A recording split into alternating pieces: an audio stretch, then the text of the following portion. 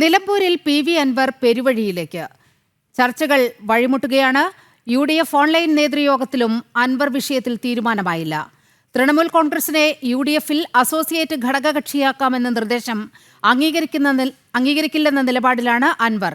ഘടകകക്ഷിയാക്കണമെന്ന ആവശ്യത്തിൽ അദ്ദേഹം ഉറച്ചു നിൽക്കുന്നതാണ് ഇപ്പോഴത്തെ പ്രശ്നം. വിവരങ്ങളുമായി ശിവദാസ് കന്മനം ചേരുകയാണ്. ശിവദാസ്, നമ്മൾ പറഞ്ഞതുപോലെ പി.വി. അൻവർ പെരുവഴിയിലേക്കാണ്.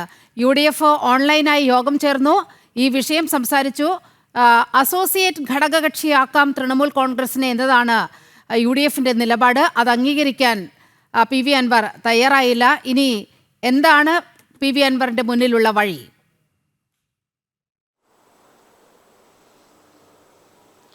തീർച്ചയായും അതുതന്നെയാണ് ഇപ്പോൾ ഉയരുന്ന പ്രധാനപ്പെട്ട ചോദ്യം. പി.വി. അൻവറിൻ്റെ മുന്നിലുള്ള വഴി എന്ത് എന്നത് ആണ് ഏറ്റവും പ്രധാനപ്പെട്ട ഒരു ചോദ്യം. കാരണം ഇന്ന് UDF നേതാക്കൾ ഓൺലൈൻ യോഗം ചേർന്നിരുന്നു. പി.വി. അൻവറിൻ്റെ UDF പ്രവേശനവുമായി ബന്ധപ്പെട്ട വിഷയം ചർച്ച ചെയ്യുന്നതിന് വേണ്ടിയിട്ടായിരുന്നു യോഗം ചേർന്നത്. ആ യോഗത്തിലും കൃത്യമായ ഒരു തീരുമാനം ഉണ്ടായില്ല. ആ യോഗത്തിൽ ഉണ്ടായ ഒരു തീരുമാനം പി.വി. അൻവറിനെ അസോസിയേറ്റ് ഘടകകക്ഷിയാക്കാം എന്ന നേരത്തെ ഉണ്ടായിരുന്ന അതേ തീരുമാനം തന്നെയാണ്. അതായത് മുൻപുണ്ടായിരുന്ന അതേ തീരുമാനത്തിൽ തന്നെ UDF നേതാക്കൾ ഉറച്ചു നിൽക്കുന്ന ഒരു സാഹചര്യം തന്നെയാണ് ഇന്ന് വൈകിട്ടുണ്ടായ ഈ യോഗത്തിലും ഉണ്ടായിരുന്നത്. അതുകൊണ്ട് തന്നെ പി.വി. അൻവർ ഇപ്പോഴും ഇടഞ്ഞു നിൽക്കുന്ന ഒരു സാഹചര്യം തന്നെയാണ് ഉള്ളത്.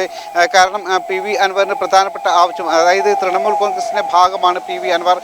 പി.വി. അൻവറിൻ്റെ പ്രധാനപ്പെട്ട ആവശ്യം തൃണമൂൽ കോൺഗ്രസിനെ UDFൻ്റെ ഘടകകക്ഷി ആക്കണം എന്നതായിരുന്നു പി.വി. അൻവറിൻ്റെ പ്രധാനപ്പെട്ട ആവശ്യം. അസോസിയേറ്റ് ഘടകകക്ഷി ആക്കിയാൽ അത് അംഗീകരിക്കില്ല എന്ന് നേരത്തെ തന്നെ പി.വി. അൻവർ പറഞ്ഞിരുന്നു. ഇന്ന് വൈകിട്ട് ചേർന്ന UDFൻ്റെ ഓൺലൈൻ യോഗത്തിലും അത്തരത്തിൽ അതേ പി.വി. അൻവറിൻ്റെ ആവശ്യം അംഗീകരിക്കാതെ അവർ നേരത്തെ മുന്നോട്ട് വെച്ച അസോസിയേറ്റ് ഘടകകക്ഷിയാക്കാം എന്ന അതേ നിർദ്ദേശം തന്നെ ആവർത്തിക്കുകയാണ് ചെയ്തത്. അതുകൊണ്ട് തന്നെ ഇനി അൻവറിൻ്റെ മുന്നിലുള്ള വഴി എന്ത് എന്നത് വളരെ പ്രധാനപ്പെട്ട പ്രസക്തമായ ഒരു ചോദ്യം തന്നെയാണ്. കാരണം അദ്ദേഹം മത്സരിക്കാനുള്ള ഒരു സാധ്യത നിലനിൽക്കുന്നില്ല. പ്രത്യേകിച്ച് തൃണമൂൽ കോൺഗ്രസ് അത്തരത്തിൽ മത്സരിക്കണം എന്നൊരു ആവശ്യം കഴിഞ്ഞ ദിവസങ്ങളിൽ ചേർന്ന അവരുടെ പ്രധാനപ്പെട്ട യോഗങ്ങളിലെല്ലാം തന്നെ സംസ്ഥാന സമിതി യോഗത്തിലും സെക്രട്ടേറിയറ്റ് യോഗത്തിലുമെല്ലാം തന്നെ ധാരണ ആയിരുന്നു. പക്ഷേ ഇപ്പോഴും പി.വി. അൻവർ മത്സരിക്കാനുള്ള ഒരു ഒരുക്കത്തിൽ അല്ല എന്നാണ് നമുക്ക് മനസ്സിലാക്കാൻ കഴിയുന്നത്.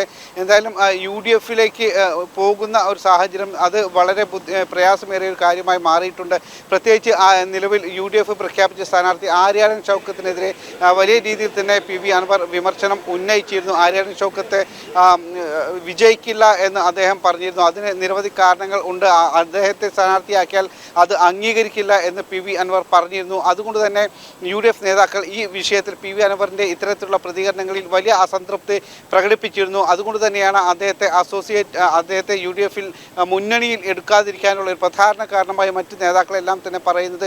മുസ്ലിം ലീഗും അതുപോലെ തന്നെ മറ്റ് ചില സമുദായ സംഘടനകളെല്ലാം തന്നെ ഇതിനുവേണ്ടി ശ്രമിച്ചിരുന്നു. UDFൻ്റെ ഘടകകക്ഷിയാക്കാനുള്ള ശ്രമം നടത്തിയിരുന്നു. പക്ഷേ അതൊന്നും തന്നെ വിജയിച്ചിട്ടില്ല. നമുക്കറിയാം LDFൽ നിന്നും വിട്ടുവന്ന ഒരു വ്യക്തി കൂടിയാണ്, LDF മുന്നണിയുടെ ഭാഗമായി മത്സരിച്ച് നിലമ്പൂരിൽ 2 തവണ MLA ആയ വ്യക്തി കൂടിയാണ് പി.വി. അൻവർ. പിന്നീട് LDF നേതൃത്വത്തെയും മുഖ്യമന്ത്രി പിണറായി വിജയനെയും അടക്കം ശക്തമായ രീതിയിൽ തന്നെ എതിർത്തുകൊണ്ടാണ് LDF മുന്നണിയിൽ നിന്നും പി.വി. അൻവർ വിട്ടുവന്നത്. അതുകൊണ്ട് തന്നെ ഇനി LDF മുന്നണിയിലേക്കുള്ള ഒരു തിരിച്ചുപോക്ക് അതും സാധ്യമല്ല. UDF മുന്നണിയിലേക്ക് അദ്ദേഹത്തെ എടുക്കുന്നുമില്ല. അതുകൊണ്ട് നിലവിൽ ഇപ്പോൾ പി.വി. അൻവർ എന്തു ചെയ്യണം എന്നൊരു അവസ്ഥയിലാണ്. ഒന്നും ചെയ്യാൻ കഴിയാത്ത അല്ലെങ്കിൽ പെരുവഴിയിലായ ഒരു അവസ്ഥ തന്നെയാണ് ഉള്ളത്. എന്തായാലും നാളെ ഇതുമായി ബന്ധപ്പെട്ടുള്ള കൂടുതൽ കാര്യങ്ങൾ പറയും എന്നാണ് പി.വി. അൻവർ പറഞ്ഞിരിക്കുന്നത്. നാളെ 9 മണിക്ക് മാധ്യമങ്ങളെ കാണും എന്നാണ് പി.വി. അൻവർ പറഞ്ഞിരിക്കുന്നത്. നിലവിൽ UDF നേതൃയോഗത്തിന് ശേഷം പി.വി. അൻവറിനെ അറിയിച്ച കാര്യം അസോസിയേറ്റ് ഘടകകക്ഷിയാക്കാം എന്നതാണ്. നീലിമ, ശരി, സമാനതകളില്ലാത്ത പ്രതിസന്ധിയാണ് പി.വി. അൻവറിനെ കാത്തിരിക്കുന്നത്. വിവരങ്ങളാണ് ശിവദാസ് കന്മനം പങ്കുവച്ചത്.